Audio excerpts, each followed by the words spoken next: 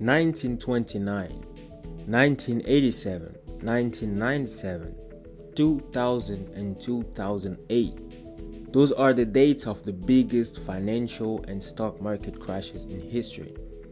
If those dates ring a bell in your head, this video is made for you.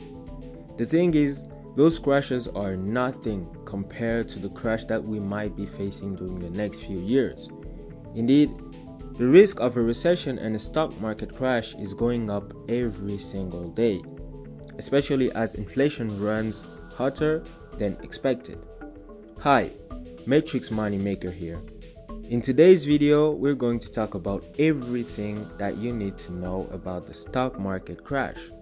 Make sure to subscribe and watch until the end because I show you guys how to survive this stock market crash and thrive during the economic recession.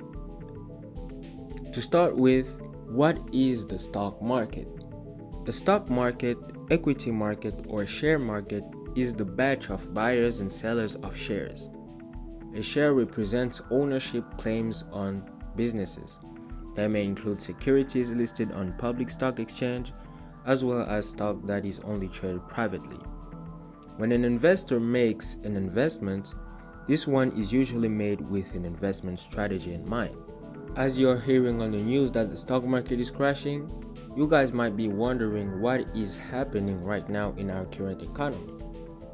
What you need to understand is that the risk of a serious stock market crash and a recession is going up as we talk.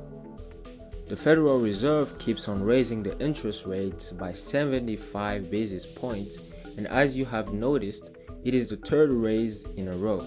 Since 2008, interest rates are at their highest.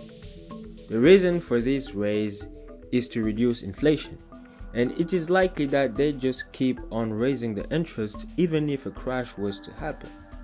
Now, for you to understand why they are willing to go through all of this and for you to take advantage of it, let us discuss inflation. What is inflation? In economy, inflation refers generally as the rate of increase in prices over a period of time. Inflation is typically a broad measure, such as the universal increase in prices or the increase in the cost of living in a given country. If the Fed did not fight inflation, the price of goods and services would certainly keep going up and most employees would be asking for raises in order to cover their expenses and their lifestyle. See, the thing is, it is not as simple as it sounds. If salary wages were increased, businesses and companies would also increase the prices of their products and services, which will result in more inflation and so on. You guessed it, it is a vicious cycle that will never end. This is the reason why the Fed is raising interest rates, and by doing so, they could be able to stop this vicious cycle.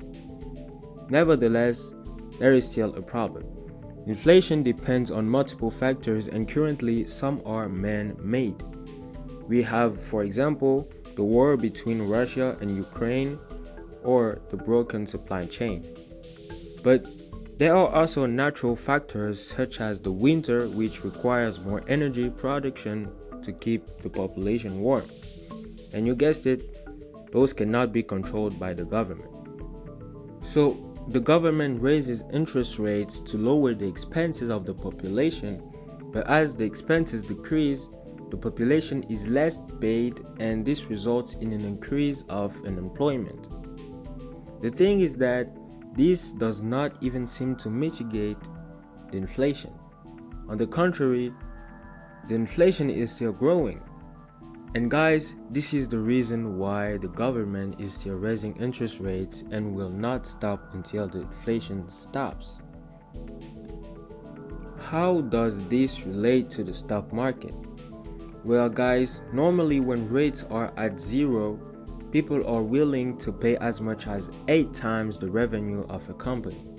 This means that, for example, if a company makes $10 million in revenue and is profitable, this company would be worth $80 million in the public market. Now, when the rates rise from 100 basis points, just as right now with our inflation, the valuation goes down 15 to 20%. The best thing to do in those times is to gain cash more than ever, because in a crash or crisis, cash is king. We need to find a way to make more income than before. Fortunately, there is still a chance to survive this crash even when investing in the stock market. The thing with investing is that it is always going to be risky and you will sometimes lose money, whether you are keeping your money in a savings account or under your bed. Inflation at the end of the year gets you and your money loses value. That is why keeping and storing an excessive amount of money during a crisis will only make you poorer. As it is known by every person, time in the market beats timing the market. So, studies by Brad M. Barber and Terrence Odian show that individual investors experience lower returns in their trading account when they trade too often. So, trading too much is not a good idea if you're trying to make money when investing. Even when the market is at its all-time low, keeping your stocks and shares could prevent you from missing on a big opportunity. The point is, timing the market is nearly impossible, and it would be a big waste of time to try and guess when the market is going to get back up or when the market is going to crash. So, should you do dollar cost averaging or should you invest immediately in the stock market? Statistics have shown that the best way to invest in the stock market is by investing immediately when you have your money. This means that if you have a good amount of money that you feel safe to invest, inform yourself about the market, do some research, and invest immediately. However, one method that has also been shown to be very profitable is to invest consistently in the market. You can invest every month and dedicate a little amount of capital only to investing, and as the time passes, you are going to experience a high return on investment.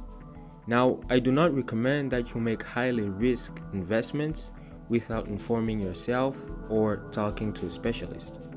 If you are saving some money for something important, hold that money and do not invest in something that you do not understand. The good thing is that today, people can learn from history. Learning from history is one of the best things to do when studying the stock market. And if you look closely through history, you will notice that the stock market goes down sometimes.